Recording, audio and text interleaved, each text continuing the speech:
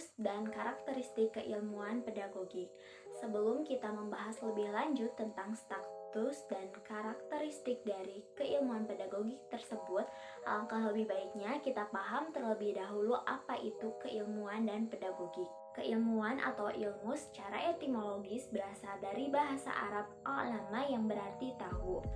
Ada juga yang berpendapat yaitu George Thomas White Patrick dalam bukunya yang berjudul Introduction to Philosophy mengemukakan bahwa ilmu berasal dari kata sciere yang diambil dari kata science yang berarti tahu.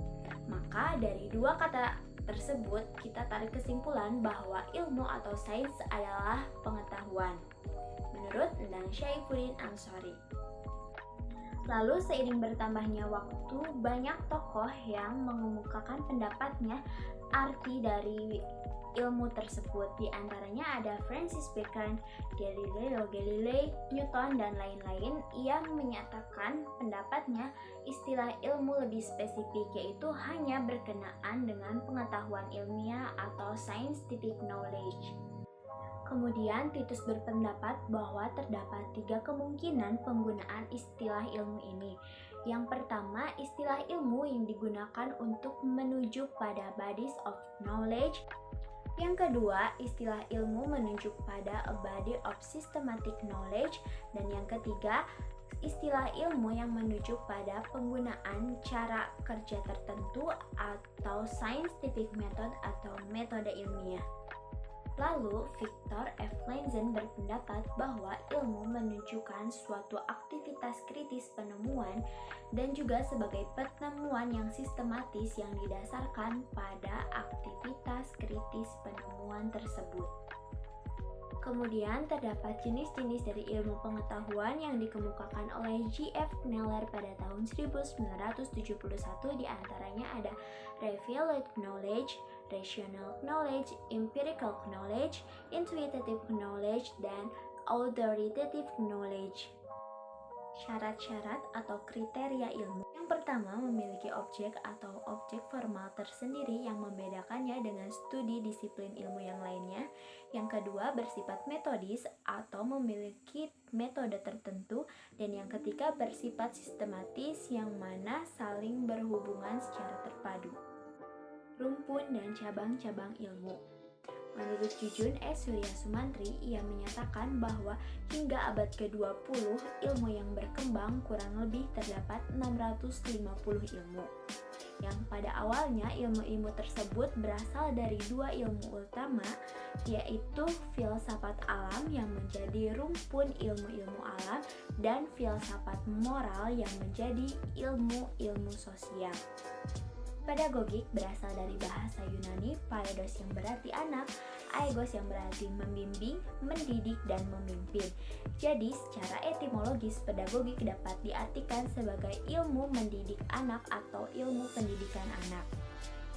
Pedagogik ini memberikan pembekalan pada masa kanak-kanak untuk di masa dewasa nanti, yang mana salah satunya dengan mengembangkan potensi. Lalu, pedagogik ini dikaji dari 2 perspektif, yaitu pedagogik teoritis dan pedagogik praktis. Yang mana pedagogik teoritis ini terdiri dari pedagogik sistematis dan pedagogik histeris, sedangkan pedagogik praktis terdiri dari pedagogik di keluarga, pedagogik di sekolah, dan pedagogik di masyarakat.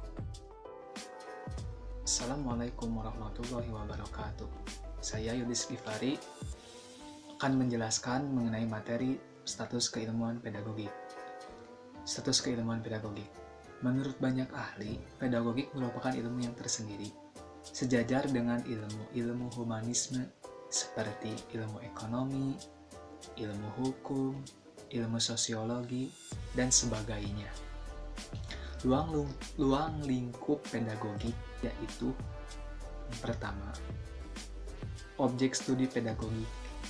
Objek studi pedagogik dibedakan menjadi 2 bagian, yaitu yang pertama, objek material dan objek formal. Objek material adalah sesuatu yang dipelajari oleh suatu ilmu dalam wujud materialnya, ya sesuai seperti namanya. Yang kedua, objek formal, dalam bentuk yang spesifik dari objek material yang dipelajari oleh suatu ilmu. Jika saya bisa analogikan, pemahaman kajian yang dialami oleh objek material seperti kucing. Hanya mempelajari bagian yang mendasar dari kucing tersebut tidak mendalam seperti objek kajian formal. Sementara objek formal mendalami kajian tersebut dengan lebih spesifik, seperti berbagai jenis spesies kucing, kucing Angora, kucing Persia, dan sebagainya. Mungkin kurang lebih seperti itu. Saya kembali lagi ke materi yang akan saya jelaskan. Objek material pedagogik adalah manusia. Objek formal pedagogik adalah fenomena pendidikan atau situasi dalam pendidikan. Objek metode studi pedagogik, metode penelitian ilmiah dibedakan menjadi dua, yaitu metode penelitian kualitatif dan metode penelitian kuantitatif. R. Haryono Imam mengemukakan bahwa ilmu-ilmu kemanusiaan memiliki ciri khas mengenai objek penelitiannya. Ada dua, yaitu yang pertama, objek penelitian ilmu-ilmu kemanusiaan. Artinya, manusia bukanlah sebagai jasmani saja, melainkan manusia secara keseluruhan, baik itu secara psikologis maupun secara jasmani. Yang kedua, objek penelitian ini berkaitan dengan konsep ruang dan waktu. Metode penelitian kualitatif merupakan metode yang tepat untuk mengkaji objek formal fenomena pendidikan dalam pedagogik. Tetapi, tidak menutup kemungkinan dalam kasus tertentu memerlukan metode kuantitatif. Yang terpenting adalah menyesuaikan apa dan untuk adik-adik tersebut. Saya, terima kasih.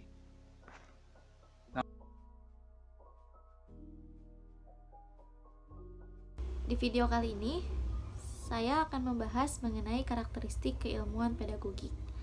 Sebagaimana ilmu pada umumnya, pedagogik memiliki fungsi tertentu.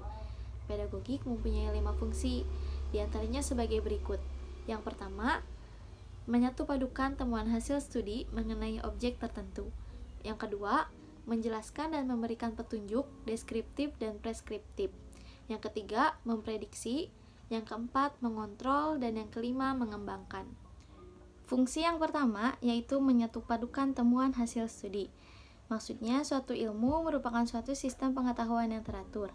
Sebab itu, sebagai suatu ilmu, salah satu fungsi atau tugas pedagogik adalah menyatu padukan temuan hasil studi mengenai fenomena pendidikan, sehingga itu merupakan suatu sistem pengetahuan yang teratur mengenai pendidikan anak. Fungsi yang kedua yaitu fungsi deskriptif dan preskriptif. Maksudnya bahwa pedagogik selain berfungsi untuk menggambarkan atau menjelaskan mengenai apa, mengapa, dan bagaimana sesungguhnya pendidikan anak atau deskriptif, juga berfungsi untuk memberikan petunjuk tentang siapa seharusnya pendidik dan bagaimana seharusnya pendidik bertindak dalam rangka mendidik anak. Lalu, fungsi yang ketiga yaitu memprediksi. Penggambaran atau penjelasan mengenai pendidikan anak sebagai suatu hasil studi dalam pedagogik mengimplikasikan bahwa pedagogik akan dapat memberikan prediksi-prediksi tertentu tentang apa yang mungkin terjadi dalam rangka mendidik atau pendidikan anak. Lalu fungsi yang keempat yaitu mengontrol. Berdasarkan prediksi-prediksi seperti yang dijelaskan sebelumnya, maka dengan pedagogik itu kita akan dapat melakukan kontrol atau pengendalian agar sesuatu yang baik atau yang diharapkan itu berkenaan dengan pendidikan anak dapat terjadi. Sedangkan sesuatu yang tidak baik atau yang tidak diharapkan itu tidak akan terjadi dengan pendidikan anak. Lalu fungsi yang terakhir yaitu fungsi mengembangkan. Maksudnya bahwa pedagogik mempunyai fungsi untuk melanjutkan hasil temuan yang lalu dan berupaya untuk menghasilkan temuan-temuan yang baru. Sehingga bila dibandingkan dengan ilmu-ilmu yang berlandaskan positivisme atau paradigma yang metodenya penelitian kuantitatif, pedagogik ini mempunyai karakteristik tersendiri, yaitu memiliki fungsi preskriptif. Karakteristik yang kedua yaitu pedagogik sebagai ilmu empiris, ilmu kemanusiaan, ilmu normatif, dan ilmu praktis. Pedagogik sebagai ilmu empiris. Objek formal pedagogik adalah fenomena pendidikan. Fenomena pendidikan ini tersebut berada dalam pergaulan antara orang dewasa dengan anak yang berlangsung di berbagai lingkungan, seperti di dalam lingkungan keluarga, sekolah, maupun masyarakat. Fenomena pendidikan tersebut jelas terdapat di dalam dunia pengalaman empiris. Bersumber dari fenomena yang berada dalam pengalaman empiris itulah konsep-konsep dan teori pedagogik dibangun. Sebab itu, pedagogik termasuk ilmu empiris. Lalu yang kedua, pedagogik sebagai ilmu kemanusiaan. Objek material pedagogik adalah manusia, adapun objek formalnya adalah fenomena pendidikan atau situasi pendidikan. Nah, situasi pendidikan berada dalam pergaulan antar manusia, yaitu dalam pergaulan orang dewasa dengan anak.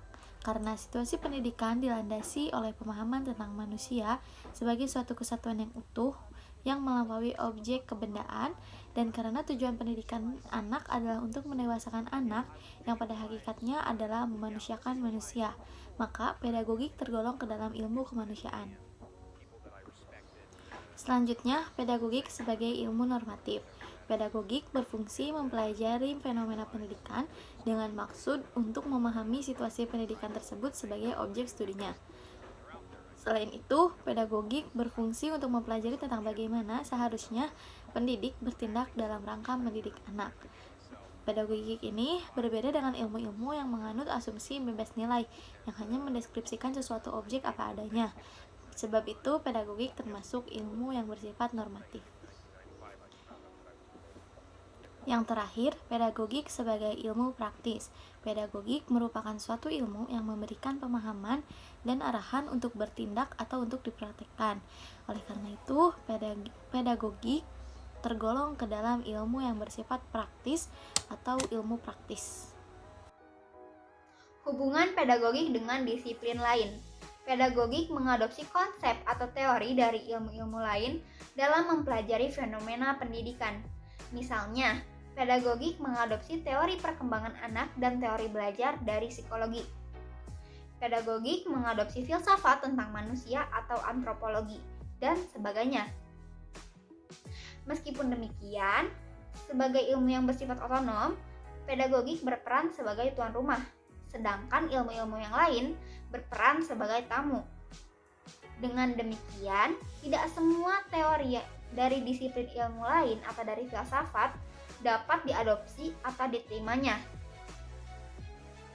Ilmuwan pedagogik mempunyai peranan untuk memilah dan memilih teori mana dari ilmu-ilmu lain atau dari filsafat tersebut yang cocok atau tepat sesuai dengan karakteristik keilmuan pedagogik.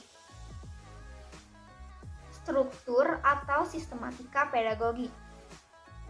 Secara umum, pedagogik dapat dikelompokkan menjadi dua cabang utama, yaitu 1. Pedagogik teoritis, 2. Pedagogik praktis. Pedagogik teoritis merupakan cabang dari pedagogik yang bertugas untuk menyusun pengetahuan yang bersifat teoritis mengenai pendidikan anak.